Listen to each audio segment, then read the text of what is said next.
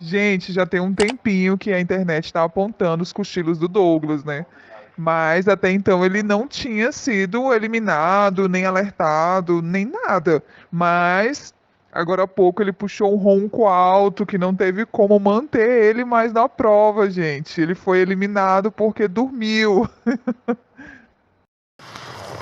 Ô minha gata, morada dos meus sonhos. Está com você, telepatia. Valeu, galera. Dormi em pé. O quê?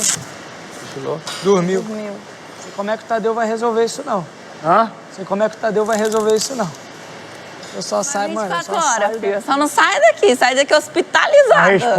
A responsa tá com vocês. Líder eu já fui, já. Então eu tô tranquilo. Consciência tranquila. Isso mesmo. Tô indo no E Pires. DG? Aí, DG. Vai dormir.